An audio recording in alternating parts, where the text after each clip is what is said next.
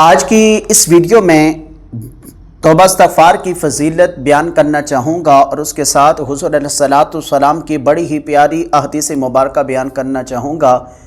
دعا کریں کہ اللہ رب العزت مجھے حق اور سچ بیان کرنے کی توفیق عطا فرمائے اور بعد ازاں آپ سب کو سن کر اس پر عمل کرنے کی توفیق عطا فرمائے۔ میرے حضور علیہ الصلوۃ والسلام کے غلاموں، حضرت سیدنا اغر بن یسار مزنی رضی اللہ تعالی عنہ سے روایت ہے، آپ فرماتے ہیں کہ حضور علیہ الصلوۃ والسلام نے ارشاد فرمایا کہ اے لوگو اللہ سے توبہ کرو۔ فرمایا کہ اے لوگو اللہ سے توبہ کرو اور اس سے بخشش چاہو، بے شک میں روزانہ 100 مرتبہ اللہ عز و جل کے حضور توبہ کرتا ہوں۔ یاد رکھیں توبہ کسے کہتے ہیں؟ عمدۃ القاری میں توبہ سے متعلق علماء کرام نے مختلف اقوال بیان کیے ہیں۔ بعض مشائخ کرام کے نزدیک ندامت توبہ ہے اور بعض کے نزدیک گناہوں کی طرف نہ لوٹنے کا پختہ عزم یعنی پختہ ارادہ کرنا ہے، اور گناہوں سے باز رہنے کا نام ہی توبہ ہے۔ میرے حضور علیہ الصلوۃ والسلام کے غلاموں، سچی توبہ کی علامات کیا ہیں؟ اس بارے میں حضرت سیدنا عبداللہ بن مبارک رحمۃ اللہ تعالی علیہ نے فرمایا کہ سچی توبہ کی 6 علامات ہیں۔ سچی توبہ کی 6 علامات ہیں، اور وہ 6 علامات کون سی ہیں؟ فرمایا کہ پہلی چیز گزشتہ گناہوں پر نادم ہونا، گزشتہ گناہوں پر نادم ہونا، اور دوسری چیز فرمایا کہ گناہوں کی طرف نہ لوٹنے کا پختہ ارادہ کر لینا، پختہ عزم کر لینا، اور تیسری چیز فرمایا کہ جن فرائض میں کوتاہی کی ہے ان کی ادائیگی کرنا، اور چوتھی چیز فرمایا کہ جن کا حق تلف کیا ہے انہیں ان کا حق دینا، اور پانچویں چیز فرمایا کہ ناجائز حرام مال سے بندن پر جو چربی چڑھ گئی ہونا اسے غم خزن کے ذریعے پگھلانا یہاں تک کہ کھال ہڈی سے چمٹ جائے، اور پھر اگر اس پہ گوشت آئے تو ایسا گوشت آئے کہ جو حلال اور طیب سے پروان چڑھا ہو، اور چھٹی چیز فرمایا کہ جس طرح بدن کو نفسیانی خواہشات کی لذت پہنچائی ہے اسی طرح اسے اطاعت کا مزہ چکھانا۔ میرے حضور علیہ الصلوۃ والسلام کے غلاموں، یہ توبہ استغفار کی کچھ احادیث مبارکہ تھی جو آپ کے سامنے بیان کی۔ اب اس کے ساتھ حضور علیہ الصلوۃ والسلام کی بڑی ہی پیاری احادیث مبارکہ بیان کرنا چاہوں گا۔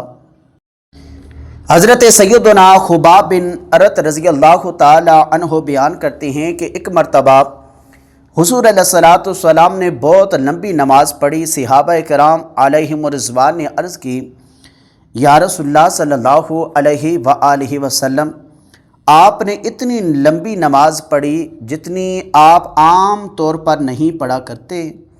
تو حضور علیہ الصلوۃ والسلام نے فرمایا کہ ہاں، یہ اللہ عز و جل کی طرف رغبت کرتے ہوئے اور اس سے ڈرتے ہوئے پڑھی تھی۔ میں نے اس نماز میں اللہ رب العزت سے 3 چیزوں کا سوال کیا تھا۔ اللہ عز و جل نے 2 چیزیں مجھے عطا کر دیں اور ایک چیز کے سوال سے مجھے روک دیا۔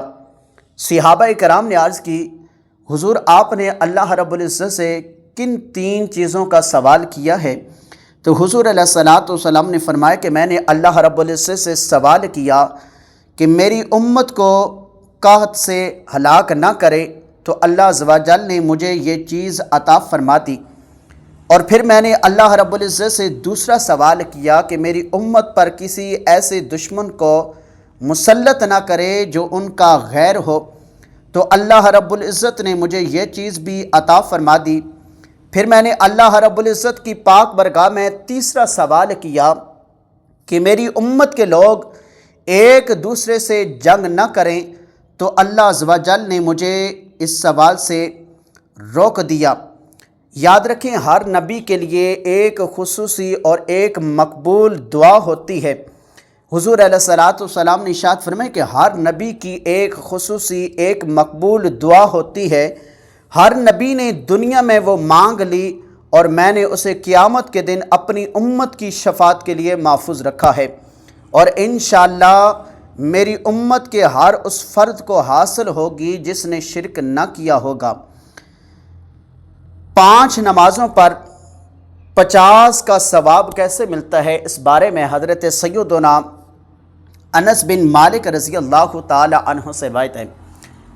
آپ فرماتے ہیں کہ معراج کی رات نبی کریم صلی اللہ علیہ وآلہ وسلم پر 50 نمازیں فرض کی گئیں، پھر آپ کی بار بار درخواست پر ان میں کمی کی گئی، یہاں تک کہ 5 ہو گئیں۔ پھر کہا گیا کہ اے محمد صلی اللہ علیہ وآلہ وسلم، بے شک ہمارے ہاں قول نہیں بدلتا، تمہارے لیے ان 5 میں 50 کا اجر و ثواب عطا کیا جائے گا۔ یاد رکھیں، اللہ کے پیارے محبوب صلی اللہ علیہ وآلہ وسلم اپنی امت پر بڑی ہی شفقت فرمایا کرتے تھے۔ امیر المؤمنین حضرت سیدنا علی مرتضیٰ رضی اللہ تعالیٰ عنہ فرماتے ہیں کہ جب یہ آیت مقدسہ نازل ہوئی، وَلِلَّهِ عَلَى النَّاسِ حِجُّ الْبَيْتِ مَنِ اسْتَطَاعَ إِلَيْهِ سَبِيلًا، اور اللہ کے لیے لوگوں پر اس گھر کا حج کرنا ہے جو اس تک چل سکے۔ تو مسلمانوں نے 3 بار عرض کی، یا رسول اللہ صلی اللہ علیہ وآلہ وسلم، کیا یہ ہر سال ہم پر لازم ہے؟ تو حضور علیہ الصلوۃ والسلام خاموش رہے۔ پھر حضور علیہ الصلوۃ والسلام نے فرمایا کہ اگر میں ہاں کہہ دیتا تو تم پر ہر سال حج فرض ہو جاتا۔ حضرت سیدنا جابر رضی اللہ تعالیٰ عنہ بیان کرتے ہیں کہ حضور علیہ الصلوۃ والسلام نے فرمایا کہ میری شفاعت میری امت کے بڑے گناہ گاروں کے لیے ہے۔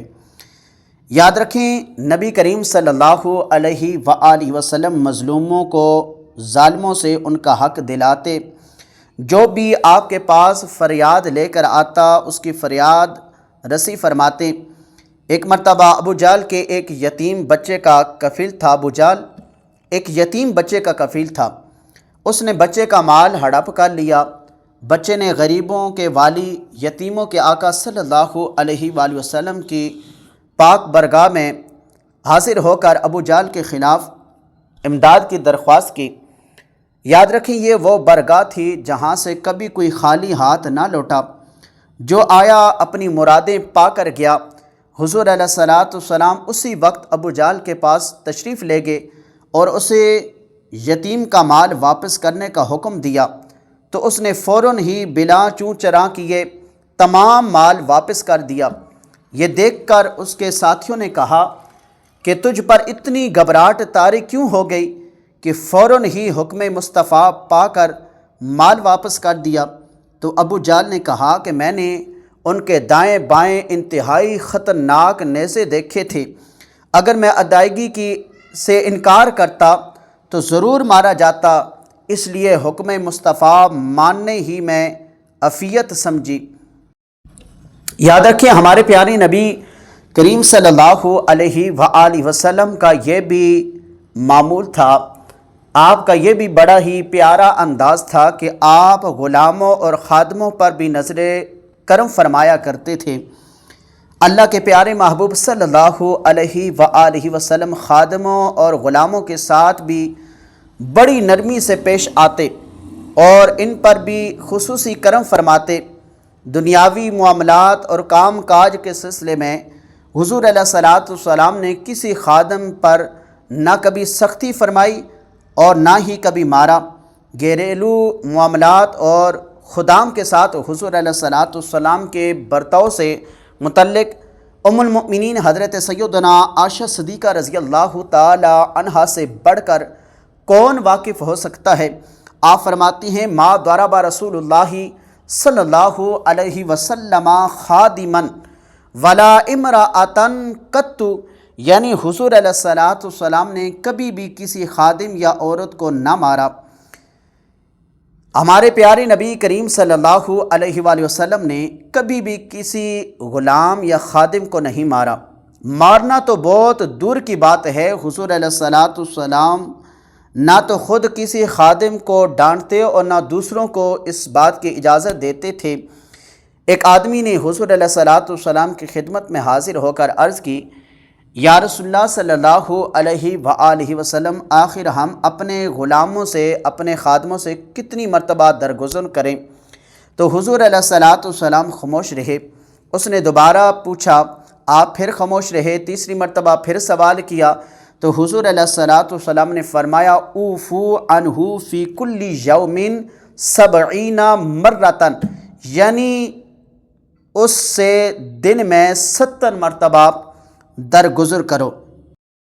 یاد رکھیں ہمارے پیارے نبی کریم صلی اللہ علیہ وآلہ وسلم کا بڑا ہی پیارا انداز تھا کہ آپ صرف غلاموں پر، خادموں پر ہی نظر کرم نہیں فرمایا کرتے تھے، بلکہ حضور علیہ الصلوۃ والسلام جانوروں پر بھی کرم فرمایا کرتے تھے۔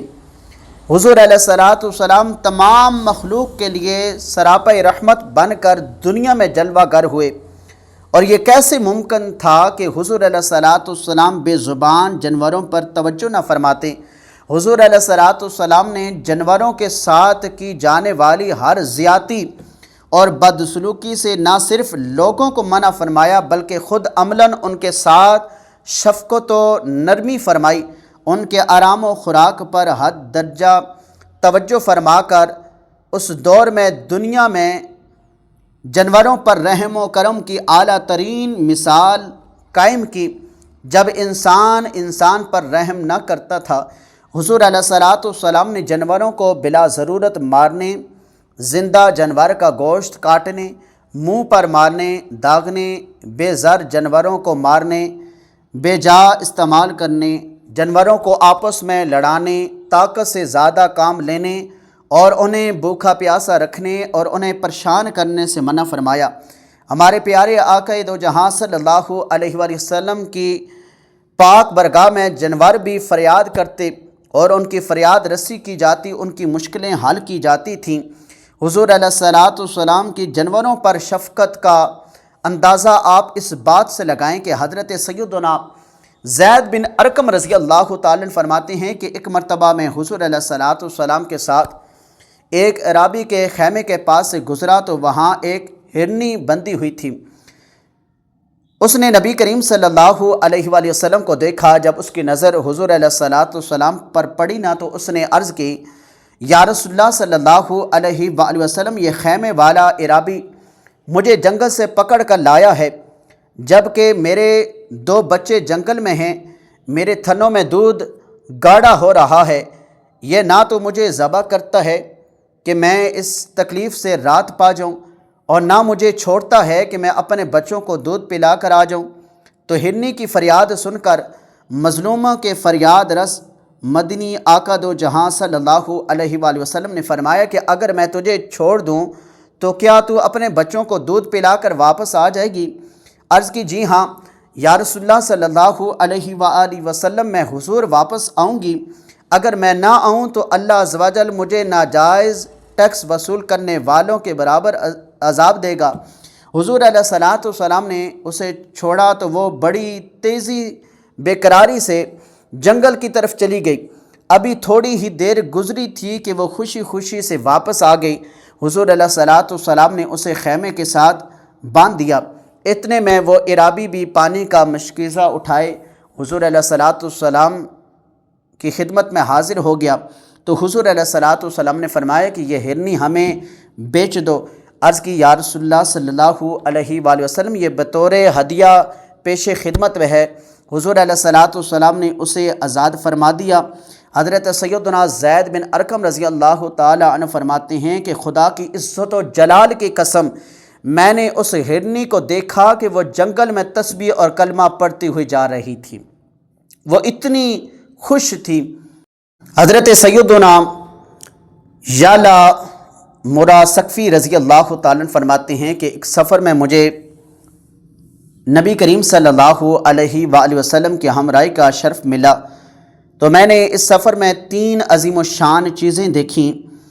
راستے میں ایک اونٹ کے ذریعے پانی نکال کر کھیت میں ڈالا جا رہا تھا۔ اونٹ کی نظر جیسے ہی حضور علیہ الصلوۃ والسلام پر پڑی تو وہ بڑی بے قراری سے چیخا اور اپنی گردن زمین پر رکھ دی۔ یہ دیکھ کر حضور علیہ الصلوۃ والسلام اونٹ کے پاس ٹھہر گئے اور اس کے مالک کو بلوا کر فرمایا کہ یہ اونٹ ہمارے ہاتھ بیچ دو۔ اس نے عرض کی یا رسول اللہ صلی اللہ علیہ وآلہ وسلم، ہم یہ آپ کی برگاہ میں تحفتاً پیش کرتے ہیں۔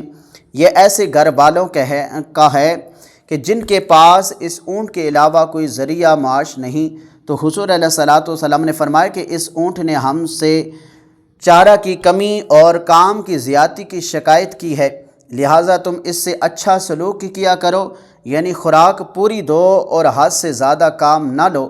یہ فرما کر حضور علیہ الصلوۃ والسلام آگے چل دیے۔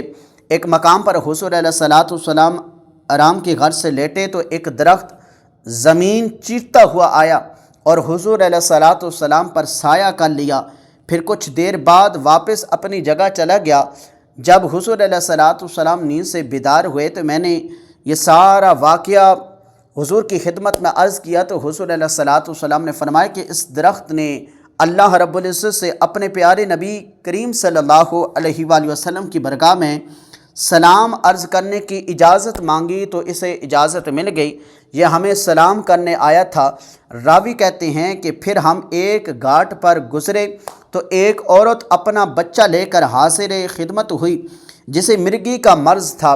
طبیبوں کے طبیب اللہ عز و جل کے حبیب صلی اللہ علیہ وآلہ وسلم نے اس کی ناک کا بانسا پکڑ کر فرمایا کہ نکل، میں اللہ عز و جل کا رسول محمد مصطفیٰ صلی اللہ علیہ وآلہ وسلم ہوں۔ واپسی پر جب اسی عورت سے بچے کے متعلق پوچھا تو عرض گزار ہوئی، اس ذات پاک کی قسم جس نے آپ صلی اللہ علیہ وآلہ وسلم کو نبی برحق بنا کر بھیجا، آپ کے بعد ہم نے اس میں کوئی تشویش والی بات نہ پائی، یعنی ذرا بھر بھی بیماری کا اثر نہ پایا۔ میرے حضور علیہ الصلوۃ والسلام بڑے ہی کریم لجپال نبی تھے، اللہ رب العزت نے آپ کو بڑی ہی شانیں اور بڑی عظمتیں عطا فرمائی ہوئی تھیں۔ تو ویڈیو کے آغاز میں توبہ استغفار کی فضیلت کے حوالے سے گفتگو کا آغاز کیا تھا، بس دو احادیث مبارکہ بیان کرنا چاہوں گا۔ حضرت سیدنا عبداللہ بن عباس رضی اللہ تعالی عنہ سے روایت ہے کہ حضور علیہ الصلوۃ والسلام نے ارشاد فرمایا کہ جس نے استغفار کو اپنے اوپر لازم کر لیا، اللہ عز و جل اس کی ہر پریشانی دور فرمائے گا اور ہر تنگی سے اسے راحت عطا فرمائے گا اور اسے ایسی جگہ سے رزق عطا فرمائے گا جہاں سے اسے گمان بھی نہ ہوگا۔ حضرت سیدنا زبیر بن عوام رضی اللہ تعالی عنہ سے روایت ہے، آپ فرماتے ہیں کہ حضور علیہ الصلوۃ والسلام نے ارشاد فرمایا کہ جو اس بات کو پسند کرتا ہے کہ اس کے نامہ اعمال اسے خوش کرے تو اسے چاہیے کہ اس میں استغفار کا اضافہ کرے۔ اللہ رب العزت سے دعا ہے کہ اللہ رب العزت ہمیں توبہ استغفار کرنے کی توفیق عطا فرمائے اور حضور علیہ الصلوۃ والسلام کے پیارے پیارے فرمان پر عمل کرنے کی توفیق عطا فرمائے۔